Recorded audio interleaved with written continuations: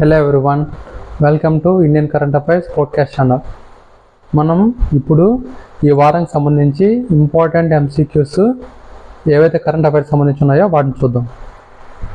అందులో first question, 10th August 2024 ప్యారిస్లో జరిగిన 142వ IOC సెషన్లో భారత షూటర్ అభినవ్ బింద్రా అంతర్జాతీయ ఒలింపిక్స్ కౌన్సిల్ ద్వారా ప్రతిష్టాత్మకమైన ఒలింపిక్ ఆర్డర్ను అందుకున్నాడు. ఒలింపిక్ ఆర్డర్ యొక్క ప్రాముఖ్యత ఏంటి? ఫస్ట్ ఆప్షన్, ఇది సంవత్సరాంతపు అత్యుత్తమ అథ్లెట్కు ఇచ్చే పథకం. ఇది ఐఓసీ అందించే అత్యున్నత గౌరవం. ఇది ఒలింపిక్స్ను నిర్వహించే దేశాలకు ఇచ్చే గుర్తింపు. ఇది ఒలింపిక్స్లో ఉత్తమ కోచ్కి లభించే అవార్డు. సో దీనికి ఆన్సర్ ఏంటి అంటే, ప్రతిష్టాత్మకమైన ఒలింపిక్ ఆర్డర్ అనేది దేనికి సంబంధించిందంటే ఇది ఐఓసీ అందించే అత్యున్నత గౌరవం అన్నమాట. సో కాబట్టి B is the correct answer. Next question, president Droupadi Murmu ఇటీవలే grand collar of the order of Timor Leste అవార్డును అందుకున్నారు. ఈ అవార్డు ప్రాముఖ్యత ఏంటి? సో ఇది సంవత్సరాంతపు ఉత్తమ దౌత్యవేత్తకు ఇచ్చే అవార్డు. ఇది తైమూర్ లెస్టే యొక్క అత్యున్నత గౌరవం. ఇది ఉత్తమ పర్యావరణ పరిరక్షణ ప్రయత్నాలకు గుర్తింపు. ఇది ఉత్తమ విద్యా సంస్థలకు అవార్డు. ఆన్సర్ ఏంటంటే ఇది తైమూర్ లెస్టే యొక్క అత్యున్నత పౌర గౌరవం అనమాట. సో తైమూర్ లెస్టే అనే కంట్రీ మన దేశపు రాష్ట్రపతికి ద్రౌపది ముర్ముకి ఈ అవార్డు అందించింది అనమాట.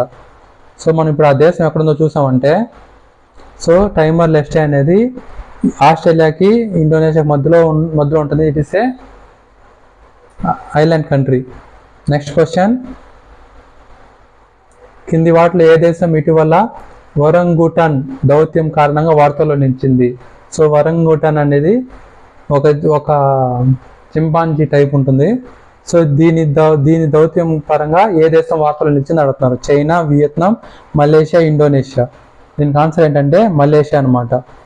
సో మనకి పాండా డిప్లొమసీ అని ఆల్రెడీ తెలుసు. సో ఏ విధంగా అయితే చైనా కొన్ని కంట్రీస్కి పాండాస్ని గిఫ్ట్గా ఇచ్చేదనమాట, దౌత్యపరంగా మంచి రిలేషన్స్ ఉండాలి ఆ దేశాలతో అని చెప్పి. అదేవిధంగా వరంగట్లను కూడా మలేషియా వాళ్ళని ఫిక్స్ అయిందనమాట. సో మనం ఎక్స్ప్లెనేషన్ చూసామంటే, వరంగుటాన్ దౌత్యం అనేది మలేషియా తన అంతర్జాతీయ సంబంధాలను మెరుగుపరుచుకోవడానికి ప్రతిపాదించిన వ్యూహాన్ని సూచిస్తుంది. ముఖ్యంగా పామాయిల్ దిగుమతి చేసుకునే దేశాలతో సో ఈ దౌత్యాన్ని చేయాలనుకుంటుంది అనమాట. చైనా యొక్క పాండా దౌత్యం నుంచి ప్రేరణ పొంది ఈ దేశాలకు ఒరంగుటాన్లను బహుమతిగా ఇవ్వడం ప్రారంభించాలని ఆలోచన. అయితే ఈ ప్రణాళిక వన్యప్రాణుల సంరక్షకుల నుండి గణనీయమైన విమర్శలను ఎదుర్కొంది. వారు పామాయిల్ ఉత్పత్తి కోసం ఒరంగుటాన్ ఆవాసాలను నాశనం చేయడం మరియు జంతువులను దౌత్య సాధనాలుగా ఉపయోగించడం మోసం అని చెప్పి వాదించారనమాట. సో దీనివల్ల మలేషియా వివాదాన్ని సవరించి ఒరంగుటాన్లను విదేశాలకు పంపే బదులు వారు ఇప్పుడు పామాయిల్ దిగుమతిదారులకు ఒరంగుటాన్లను స్పాన్సర్ చేసే అవకాశాన్ని అందిస్తున్నారు. సో మలేషియాలో పరిరక్షణ ప్రయత్నాలను నిధులు ఉపయోగించబడతాయి అనమాట. ఏదైతే దేశాలు వాటికి డబ్బులు ఇస్తారో వీటిని కాపాడేదానికి వాటిని ఈ ఒరంగుటాన్ చూసినదానికి ఉపయోగిస్తారనమాట. సో ఇవి ఒరంగుటాన్లు. నెక్స్ట్ క్వశ్చన్, యూనిఫైడ్ పెన్షన్ స్కీమ్కి సంబంధించి కింది స్టేట్మెంట్ని పరిగణించండి. సో కొత్తగా ఎన్పిఎస్ బదులుగా యూపీఎస్ అనే పెన్షన్ స్కీమ్ని మనకి సెంట్రల్ గవర్నమెంట్ తీసుకొచ్చింది అనమాట. ఎక్కడైతే ఇప్పుడు గవర్నమెంట్ జాబ్ చేసే వాళ్ళంతా సెంట్రల్ గవర్నమెంట్ వాళ్ళు ఇప్పుడున్న ఎన్పిఎస్ని తీసేయాలని చెప్పి అందరూ అడుగుతున్నారు కాబట్టి, సో అందువల్ల ఇప్పుడు గవర్నమెంట్ ఏం చేసింది, దానికని యూనిఫైడ్ పేమెంట్ స్కీమ్ అని చెప్పి కొత్త పెన్షన్ స్కీమ్ని తీసుకొచ్చింది అనమాట. సో ఎవరికైతే ఇప్పుడు ఈ పెన్షన్ స్కీమ్ నచ్చుద్దో దీంట్లోనే చేరొచ్చు, లేకపోతే ఇప్పుడు ఎగ్జిస్టింగ్ ఉన్న ఎన్పిఎస్లో కూడా అలానే ఉండిపోవచ్చు అనమాట. సో వీటి గురించి కొన్ని స్టేట్మెంట్స్. యూపీఎస్ పదవీ విరమణకు ముందు గత 12 నెలల్లో తీసుకున్న వారి సగటు ప్రాథమిక వేతనంలో 50% ఆధారంగా రిటైర్ అయిన వారికి స్థిరమైన పెన్షన్ మొత్తాన్ని ఇస్తుందన్నమాట గ్యారంటీగా. నెక్స్ట్ వచ్చి ఈ పథకంలో కనీసం 10 సంవత్సరాలు సర్వీస్ ఉన్న పదవీ విరమణ పొందిన వారికి నెలకు 5,000 కనీస పెన్షన్ ఉంటుంది. పదవీ విరమణ పొందిన వ్యక్తి మరణించిన తర్వాత పదవీ విరమణ పొందిన వ్యక్తి చివరిగా తీసుకున్న పెన్షన్లో కుటుంబంకు 100% అందుతుంది అని చెప్పి ఇచ్చారనమాట. వీటిలో ఏ స్టేట్మెంట్ కరెక్ట్ అంటే ఫస్ట్ స్టేట్మెంట్ కరెక్ట్ అనమాట. సో లాస్ట్ 12 monthsలో తన యొక్క బేసిక్ పే ఎంత ఉంటుందో దాని యొక్క యావరేజ్ అనేది యావరేజ్లో 50% అనేది పెన్షన్ మనకు అమౌంట్ వస్తుంది. ఇక్కడ సెకండ్ స్టేట్మెంట్ చూసామంటే ఇది తప్పు అనమాట. దీంట్లో 5,000 అని చెప్పారు, 5,000 కాదు 10,000 కనీస పెన్షన్ అనేది వచ్చేటట్టు ఉంటుంది అనమాట ఈ స్కీమ్లో. ఇంకా మూడోది చూసామంటే 100% పెన్షన్ డబ్బులు కుటుంబానికి వెళ్దు. సో పెన్షన్ ఎంతైతే ఉందో దాంట్లో 60% అనేది అతను చనిపోయిన తర్వాత వాళ్ళ కుటుంబానికి వెళ్తుంది అనమాట. Next question explanation. Unified pension scheme కింద హామీ ఇవ్వబడిన కనీస పెన్షన్ నెలకు 10,000 రూపాయలు.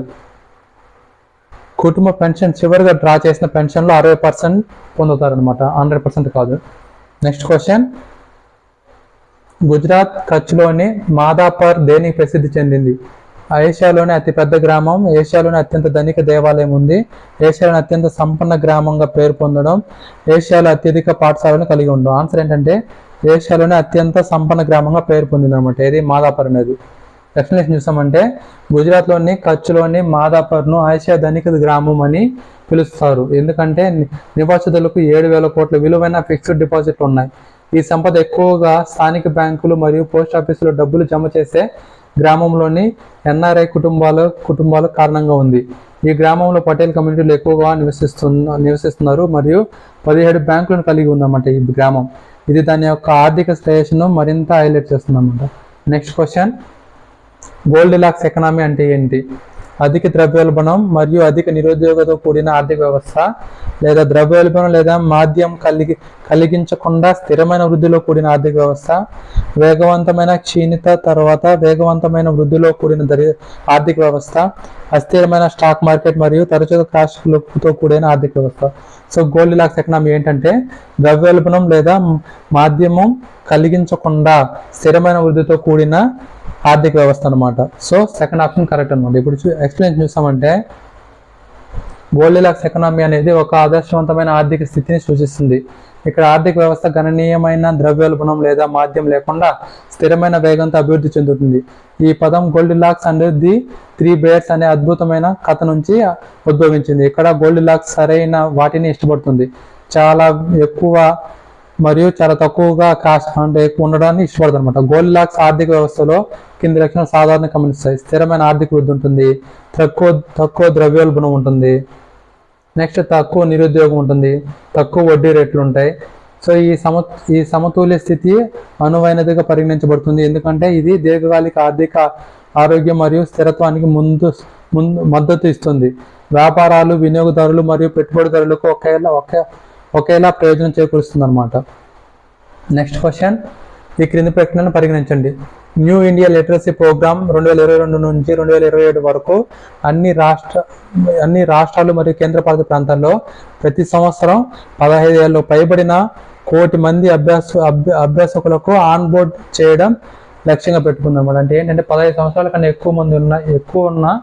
ఎక్కువ వయసు ఉన్న వ్యక్తులకి సంవత్సరానికి 1 కోటి మందికి వాళ్ళని అక్షరాస్యులుగా మార్చాలని చెప్పి ఈ న్యూ ఇండియా లిటరసీ ప్రోగ్రామ్ అనేది ఏంగా పెట్టిందన్నమాట. So every year 1 crore people so having age more than 15 years అనమాట.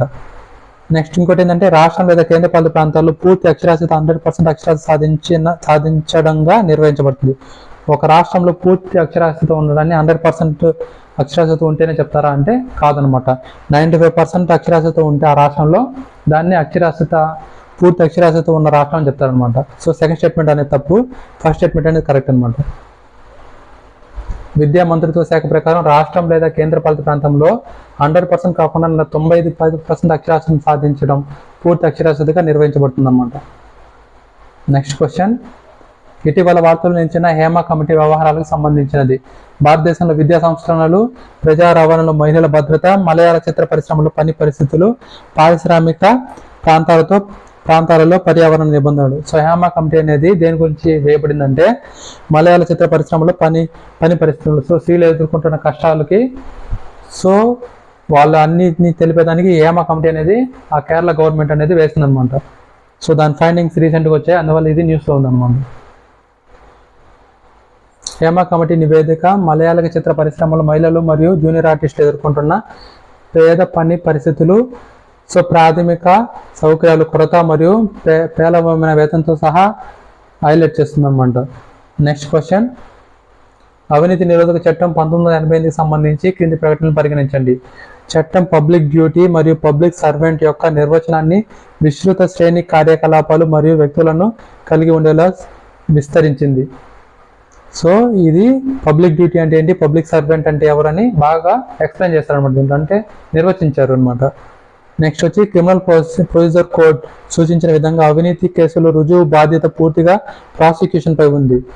లంచాలు స్వీకరించడం, ఆస్తులను దుర్వినియోగం చేయడం మరియు ఆస్తులు అంటే ఇక్కడ గవర్నమెంట్ ఆస్తులు అనమాట, గవర్నమెంట్ ఆస్తులను దుర్వినియోగం చేయడం మరియు ఒకరికి తెలిసిన ఆదాయ వనరులకు అసమానమైన ఆస్తులను కలిగి ఉండటం వంటి చర్యలను చట్టం నేరంగా పరిగణిస్తుంది. First statement, third statement correct, second statement అనేది తప్పు అనమాట. ఈ క్రిమినల్ ప్రొసీడింగ్ కోడ్ ప్రకారం సో అవినీతి ఎవరైతే ఎవరి మీద అయితే పడిందో వాళ్ళే నిరూపించుకోవాలన్నమాట, ఏమని వాళ్ళు అవినీతి పరులు కాదు అని చెప్పి. ఇది ప్రాసిక్యూటర్ పైన ఉండదు, అక్యూజ్డ్ పైన ఉంటుందన్నమాట ఆ భారం. అది కొత్తగా చేంజ్ చేస్తారు. ప్రకటన 2 తప్పు. ఈ చట్టం సిఆర్పిసిలో సాధారణంగా వివరించిన దానికి విరుద్ధంగా ప్రాసిక్యూషన్ నుండి రుజువు యొక్క భారాన్ని నిందితుడికి బదిలీ చేస్తుంది. నెక్స్ట్ క్వశ్చన్, నేషనల్ మెడికల్ కమిషన్కి సంబంధించి క్రింది ప్రకటన పరిగణించండి. ఇది జాతీయ వైద్య కమిషన్ చట్టం 2019కి కింద స్థాపించబడిన చట్టబద్ధమైన సంస్థ. ప్రధానంగా నాణ్యమైన మరియు సరసమైన వైద్య విద్యకు ప్రాప్యతను మెరుగుపరచడానికి ఈ నేషనల్ మెడికల్ కమిషన్ అనేది ఫామ్ చేశారు. ఎన్ఎంసీలో 25 మంది సభ్యులు ఉన్నారు. వీరిలో ఎక్కువ మంది రాష్ట్ర వైద్య మండలిచే ఎన్నుకోబడుతున్నారు. ఎన్ఎంసీ చైర్పర్సన్లు మరియు ఇతర సభ్యులు పదవీ కాలం ముగిసిన తర్వాత తిరిగి నామినేట్ చేసుకోవచ్చు. సో దీంట్లో ఏ స్టేట్మెంట్ కరెక్ట్ అంటే ఫస్ట్ స్టేట్మెంట్ కరెక్ట్, 2, 3 తప్పు అనమాట. ఎందుకంటే 25 మంది సభ్యులు సెంట్రల్ గవర్నమెంట్ నుంచి నియమించబడతారనమాట, స్టేట్ రాష్ట్ర వైద్య మండలిచే ఎన్నుకోబడరు కాబట్టి తప్పు. ఇది ఇంకోటి ఏంటంటే ఎన్ఎంసీ చైర్పర్సన్స్ ఒకసారి ఎన్నికైన తర్వాత మళ్ళీ ఇంకోసారి ఎన్నికవడానికి ఛాన్స్ లేదనమాట. సో ఒకసారి అపాయింట్ చేసిన తర్వాత ఇంకోసారి అపాయింట్ చేసేదానికి ఛాన్స్ లేదు. ఎన్ఎంసీ అనేది 25 మంది సభ్యుల సంఘం. ఎక్కువ మంది సభ్యులు కేంద్ర ప్రభుత్వంచే నామినేట్ చేయబడతారు, రాష్ట్ర కౌన్సిల్ చే ఎన్నుకోబడరు. ఎన్ఎంసీ చైర్పర్సన్లు మరియు సభ్యులు పదవీ కాలం తర్వాత తిరిగి నామినేట్ చేయబడరు. సో ఇది ఈరోజు class. Thank you very much for watching.